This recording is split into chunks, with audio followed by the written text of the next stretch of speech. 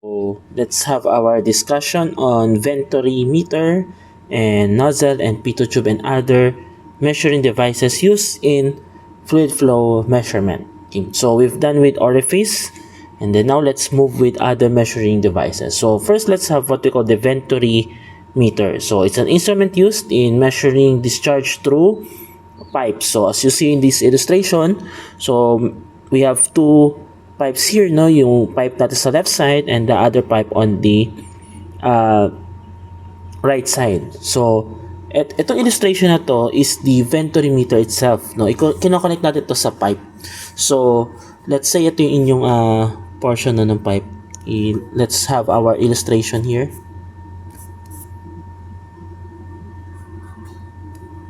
Yan. So this is your pipe, okay? And then the other one is this pipe. Okay. So, yung whatever the amount na nagpo-flow sa ating system, hindi yung lalabas sa ating system. So, I'm gonna measure sa Venturi meter, okay? So, we could measure the discharge, of course. We could also measure the velocity, okay? Dahil we are also still following the principle of the Bernoulli energies principle. So, kaya may nakikita kayo dyan mga EGL and HGL. Now we have the potential energy head and the kinetic energy head. So in short, we could measure the difference in pressure also. Okay, so nakikita nyo meron tayong mga piezometer ring wherein it could be used as part of our setup. Okay, kung laboratory setup to. So pwede rin naman siyang manometer kung sa ilalim nyo ginamit, pero kung sa taas, no, piezometer, no, so kasi nga magi-increase yung ating pressure, no, as the flow of the liquid increases also. So ayan yung ating analysis, okay, yan yung setup. So it applies to what we call the Venturi principle, wherein the increase in the kinetic energy is equal to the decrease in potential energy, which is very evident in our discussion on Bernoulli's energy principle. No, so we already discussed this one, no. Ano sila, almost similar sila, no. Kung babalikan natin yung ating Bernoulli's energy principle na sinasum natin yung energy head, no, kapag nilagay natin yung energy head natin ay 0, for example, yung E natin ay 0, makikita natin na nagde-decrease or we should say na ang nangyayari is habang tumataas yung sa kabilang side, nababawas. So meron tayo, kaya yun yung nangyari sa head loss. 'Di ba? Nagkakaroon ng fluctuation ng velocity and pressure. Okay?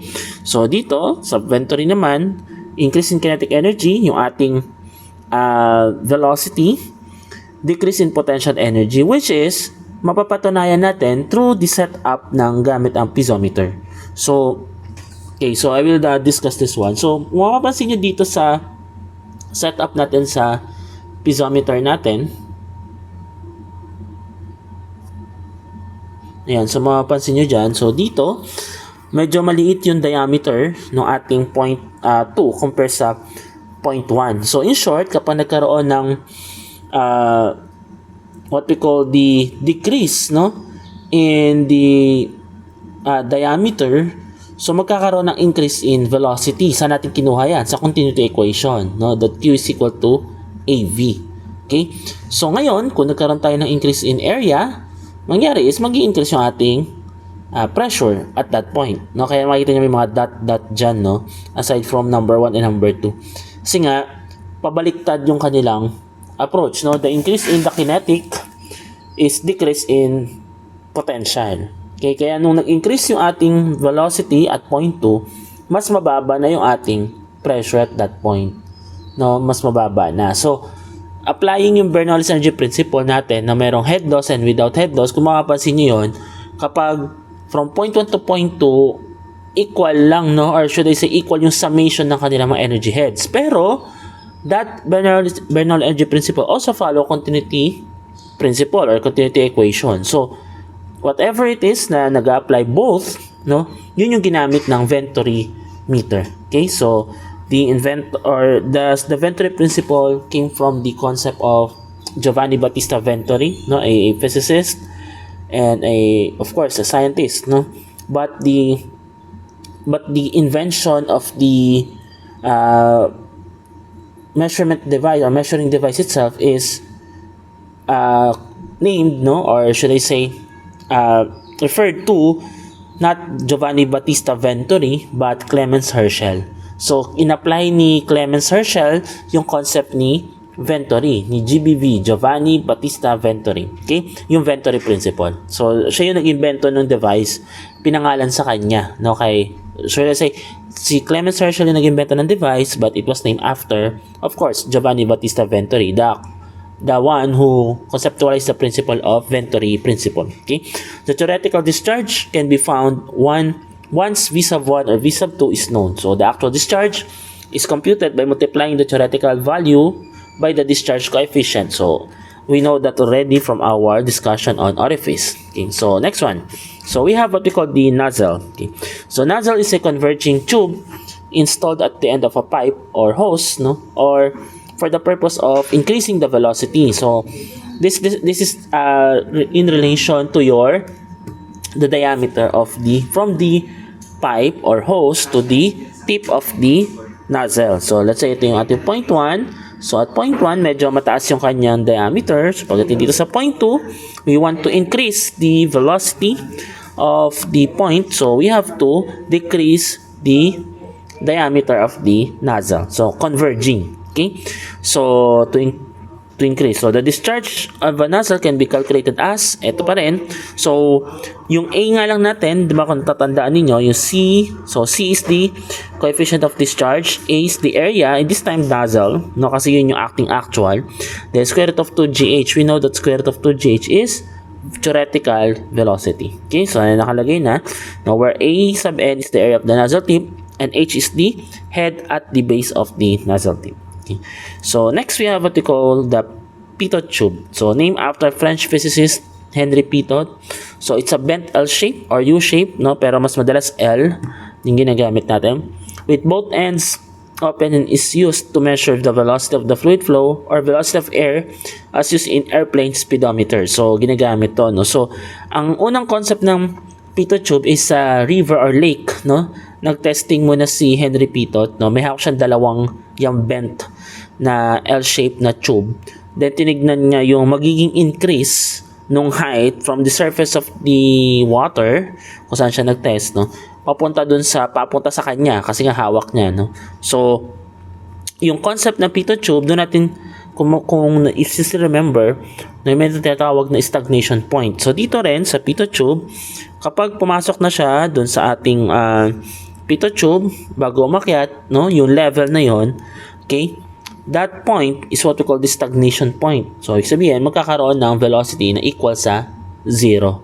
So, we've already discussed this one, no, the concept of stagnation point. That means, kapag nagpo-flow, no, magkakaroon ng, since we know that fluid acts, no, in such a way na nagkakaroon ng shearing stresses, so dahil sa mga effect ng ating mga shearing stresses, nagkakaroon ng almost zero velocity, no, kapag hindi na gumagalaw yung ating particle ng fluid, kaya ang tawag sa kanya ay stagnation point. Okay?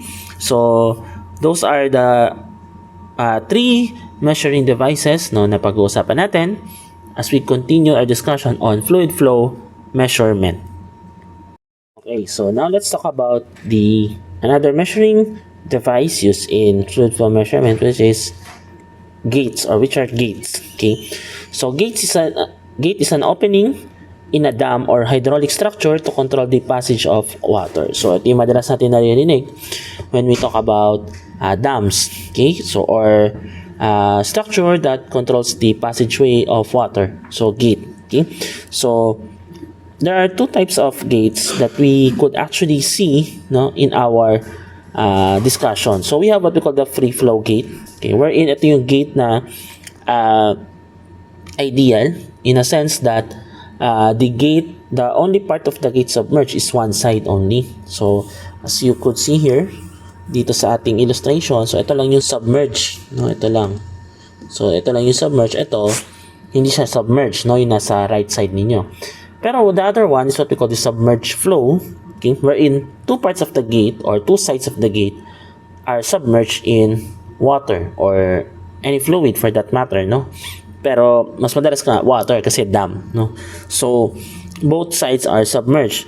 And in that case, no, kapag nagkaroon ng submerged sa isang side, kinukuha natin yung potential energy head difference. Pag sinabi ko potential energy head difference, pwedeng may kinalaman sa pressure and the elevation energy ng inyong water surface. Okay, so in this case, makikita nyo yung height h na yan na malaki. Okay, so ngayon, how come na pag kinompute daw natin yung theoretical flow ng ating fluid, okay, ay ganito ang kalalabasan. So for us to prove na this equation is correct, no? Kasi dito mag-uumpisa, 'di ba, yung ating discussion. So, let's use yung ating free flow, no? Just like I've said, this free flow is an ideal setup wherein yung isang side nga lang ang nasa-submerge sa water at yung isa ay hindi. So, parang by the action of gravity, of course, with the action of gravity, no? And the concept of Bernoulli's energy theorem, gagamitin natin yon sabay. Okay? So, alam natin from our Bernoulli's energy theorem that E sub 1 is equal to E sub 2. Take note, this is for frictionless, okay? Frictionless flow or ideal flow. Okay? So, just like I said, ideal yung ganitong setup yan, yung free flow na yan. So, ano nga ulit yun? This will become V sub 1 squared over 2G. Yan, sulit muna natin yung ating alam. Over gamma, yan, plus Z sub 1 is equal to V sub 2 squared over yan, 2G plus P sub 2 over gamma, yan, plus Z sub 2. Ngayon, dito sa ating illustration or dito sa ating ginagamit, no, yung D sub 1 natin dyan, okay, since we know that the pressure that we are solving is the maximum pressure, okay, from the surface. Okay, yun yung sinasolve natin, diba? So, whatever that amount is, no, kung ano man yung amount na yun. Pero dahil alam natin na we are dealing with the maximum pressure. Ibig sabihin, di ba, alam natin yan kapag from our Pascal's law sa inyong statics, no, the pressure at any point, the direction of pressure, the value of pressure at any point in a point of a fluid is the same.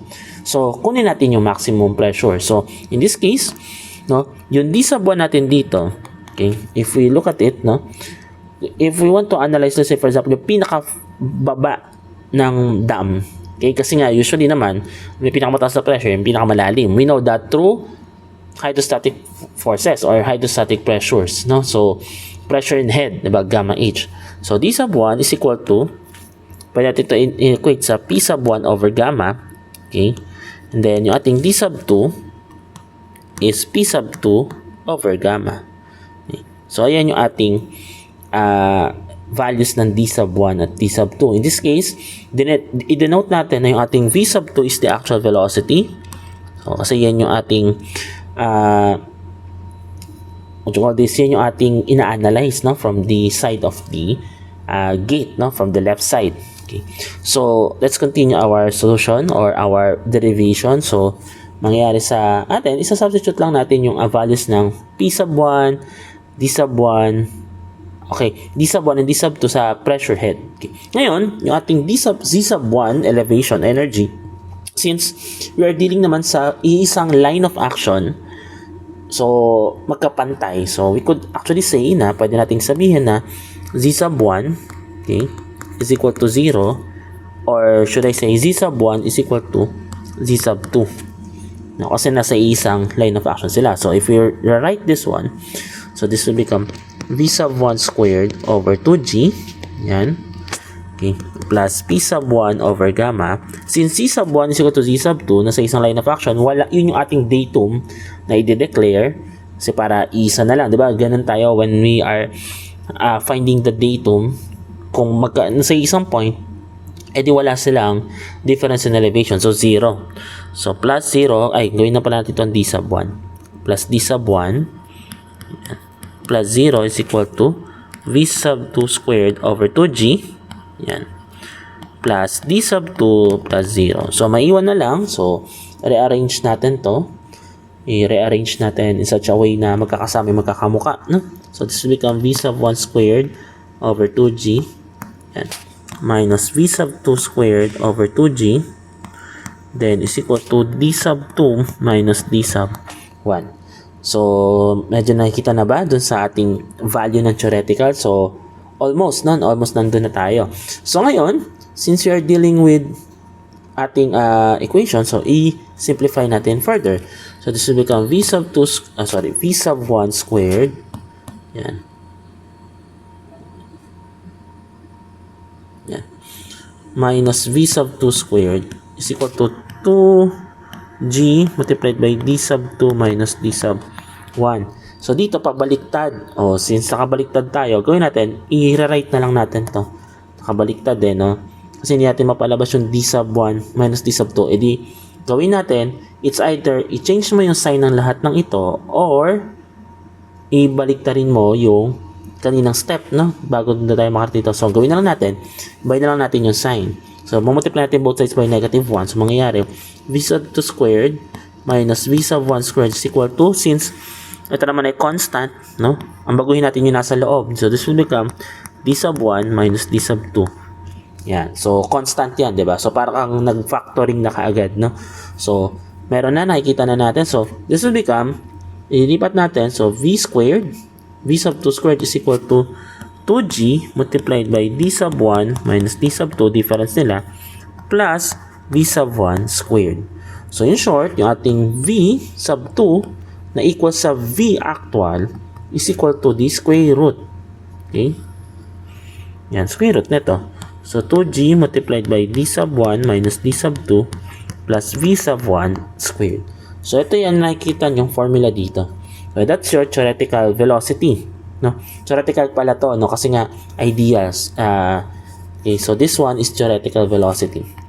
Bakit theoretical? Kasi we use the ideal Bernoulli's energy equation. So, theoretical velocity, then gusto natin na actual, i-multiply natin itong theoretical na yan, gawin natin itong v sub t na, no? I-multiply natin sa coefficient of velocity, then we want to compute for the discharge, edi yung ating AV na theoretical, multiply mo sa coefficient of discharge, and the coefficient of contraction in gates, no? Meron tayong specific na formula dyan, is d sub 2 over y. No, yun na yung ating coefficient of contraction, no, na value. Okay? So, yung ating coefficient of discharge nakalagay dyan, nagva-vary daw siya from 0.61 to 0.91. Pero madami kasi yan, no? So, alam naman natin from our calculation ng orifice na medyo nagpa-fluctuate, no? Kahit pa konti-konti. Kapag nag-increase or nag-decrease tayo ng coefficient. Okay? So, B is the width of the flume, no? Kasi yung area ng ating i-apply dito sa A is the B times Y. Ano yun? Ito. Yung flume or yung ina-analyze natin na dam or kung ano man yung structure na yon, yung width niya. Okay? Yung Y kasi, that Y is the height ng ating gate, yung tip ng gate natin. Ito, kung nakikita nyo, no? Yung tip ng gate natin papunta sa floor. Kaya yung analysis natin ng point ng z sub 1 is z sub 2 n ay nasa sahig o nasa floor line ng inyong dam or structure. Okay?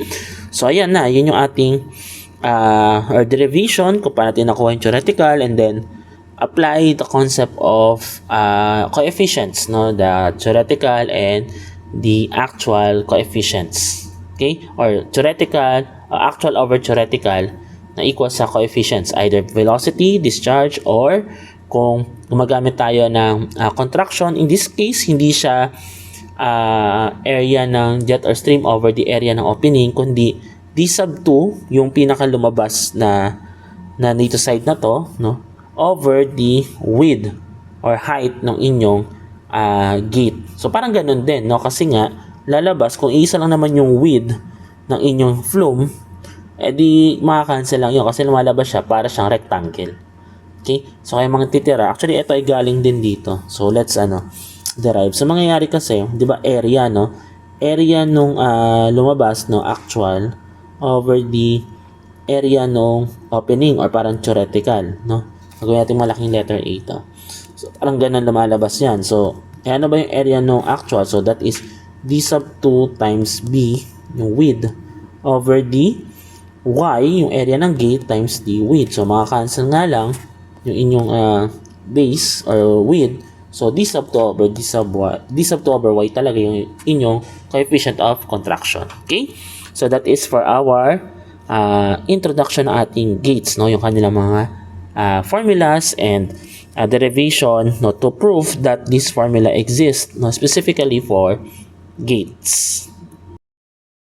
Okay, so now let's proceed our discussion on tubes. Okay, so we have what we call standard tubes, diverging tubes, we have also converging tubes, we have the what we call the reentrant tubes and submerged tubes. Okay, so let's have our discussion on standard tubes or standard short tubes. So standard short tube is one with a square cornered entrance, so as you see here in your illustration. So sila no, may square, ito, zoom natin yan. So squared entrance and has a length of about 2.5 times the internal diameter. So yan yung parameters, no, para masabi natin na yan ay standard short tube. Okay, so on that illustration nakita nyo, so when the flow, okay, so from left side to the right side, so it still follows the concept of continuity equation. So whatever amount na lalabas or nanggaling sa kabilang side, hindi yung lalabas sa kabilang side. Okay, so pares na pares lang din siya, no, when it comes to the concept of orifice. Kaya lang dito may mga parameters na siya, no, na pwede natin gamitin. Actually, these are not really constant but the usual, no, na ginagamit.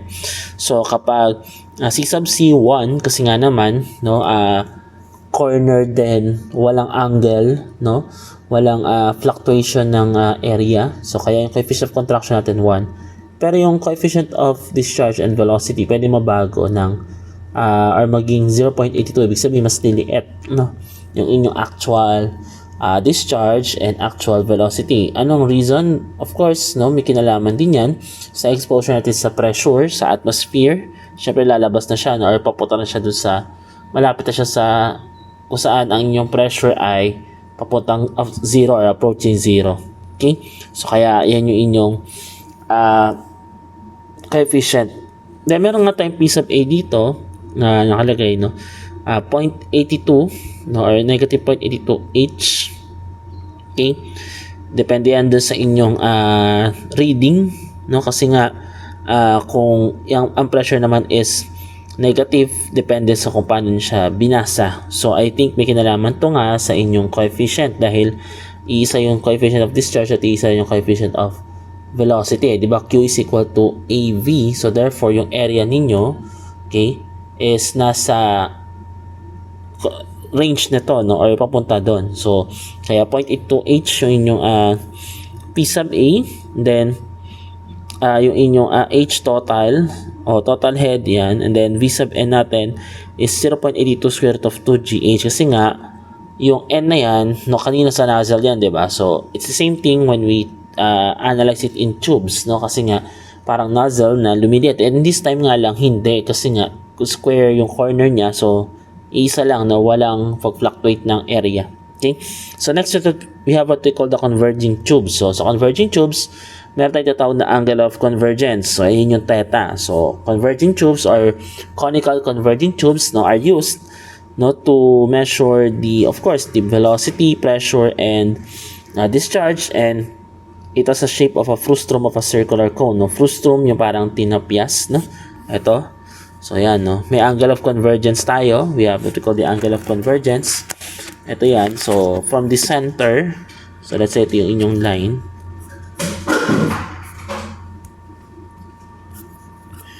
Okay, so ito yung inyong line.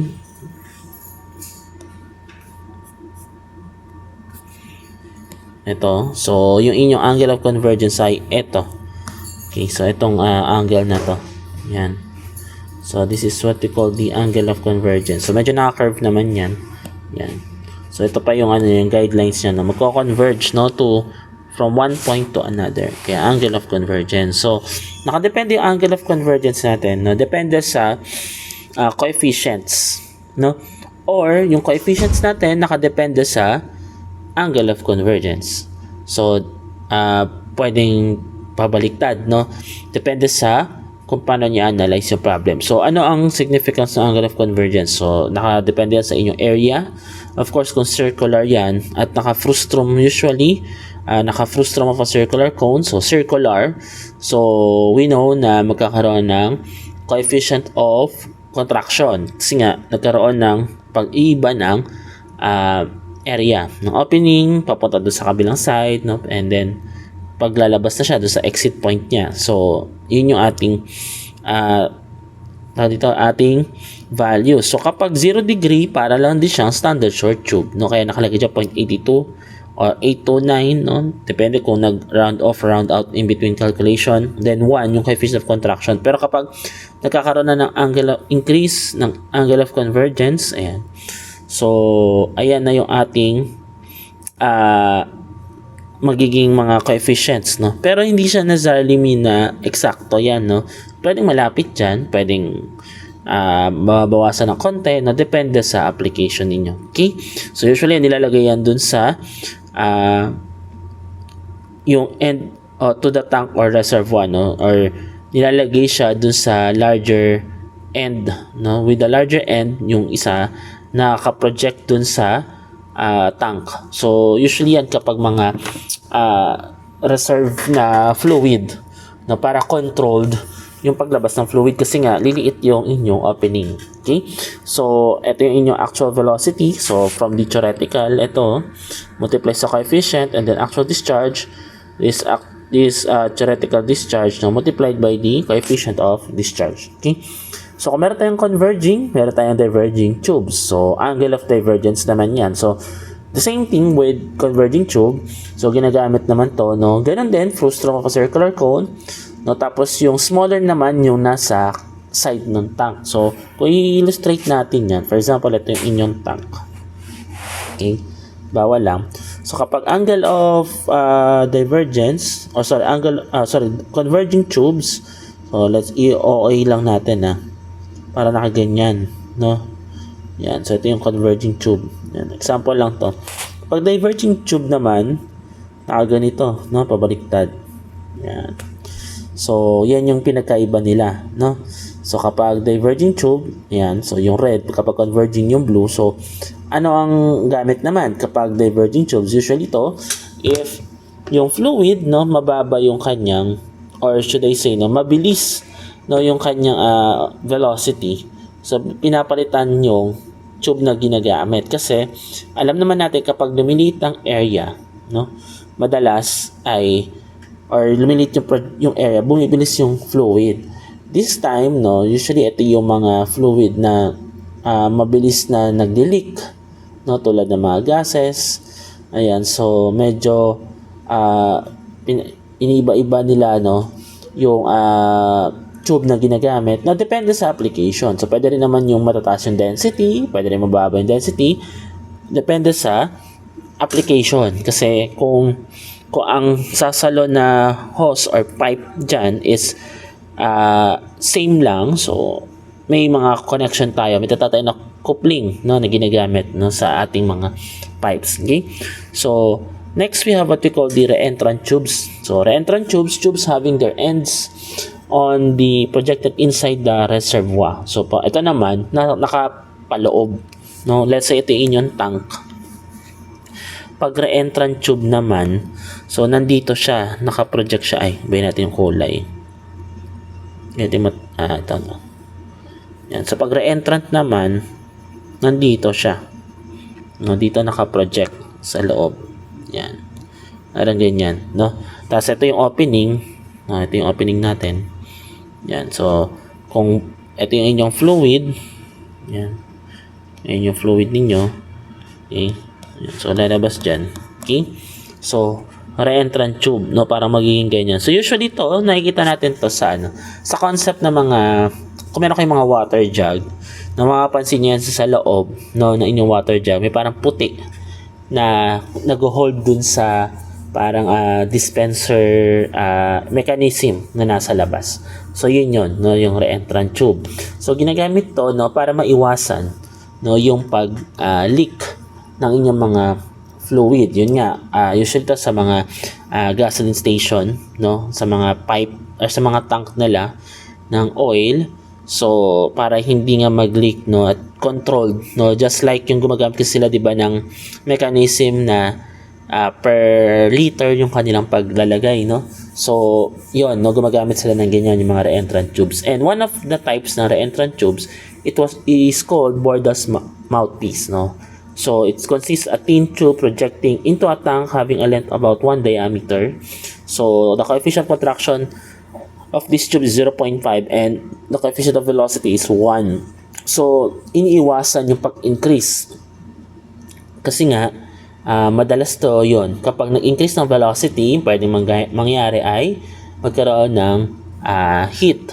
No? So, yun, madalas tulad yan ang binanggit ko, mas madalas ginagamit ng mga reentrant tubes sa mga fluid na like oil, mga diesel, fuel, no? Yung mga ganyan. So, mga ginagamit sa sasakyan. So, di ba kapag mas mataas ang velocity, magbago lang ang temperature, no, because of the property ng fluid natin na continuous deformation. So, magkakaroon na pag-fluctuate ng temperature, pwedeng uminit at sumabog. So, kaya, yung coefficient of velocity dito is 1. So, maintained yung velocity na maintained para hindi magkaroon ng increase ng heat or eventually, pwede rin, no, magkaroon ng pagsabog. Okay?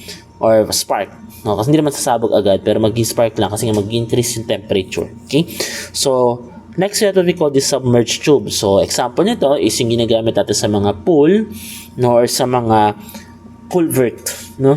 So, a culvert conveying water through embankment. So, kaya ako nabanggit na pool kasi sa pool, 'di ba, kapag may mga pool na yung dugtong-dugtong, so gumagamit sila niyan, yung submerged tubes na yan para yung fluid, 'di ba? So, parang umiikot-ikot lang. Hindi siya na bumababa yung level. So, yan yung isang concept doon. So, kapag culvert din, yan. Usually ito yung kapag may mga daanan or may mga dike or may mga waterways. Yan. So, floodway. Yan. So, kung taga-Pasig kayo sa may Manggahan, no? Sa may floodway. Kung mga sa coastal areas yan, ginagamit yan, no? Yung submerged tubes para hindi bumaha doon sa kabilang side, no, ng ng ating tawag dito, ng area, or ginagamit to control the flood, no, kasi nga since nagkakaroon ng pag-control in terms of the flow, so hindi basta-basta mag-spill doon sa kabilang side, no? Parang dadaan mo na sa tube. Alam naman natin na kailangan ng matinding pressure to flow, no? So, by the action of gravity lang. So, kung walang alam natin na ang action ng gravity is naka-affect din yan sa shearing stresses ng ating fluid together with the pipe, no? Sa kanilang kung may friction sa pagitan nila or wala, and then the temperature. So, effective ang mga submerged tubes sa mga floodway, dikes, no, yan, mga culvert, no, ginagamit din yan sa mga residential areas, no, wherein nasa coastal areas sila. So, gumagamit ng culvert para hindi dediretso dun sa kanilang or parang gano'n, hindi dediretso sa kanilang mga bahay. So, parang magpo-flow lang naturally, then babalik ulit sa bodies of water. So, it's either river or yun nga, coastal areas, mga dagat niya. So, ginagamit natin yung submerged tubes. And the same formulas yung kanilang ginagamit, no, in terms of the discharge. So, actual is equal to coefficient multiplied by the theoretical discharge, which is square root of 2GH times the area. So, ang area na tutukoy dyan is yung area na nung tube na nakasubmerge.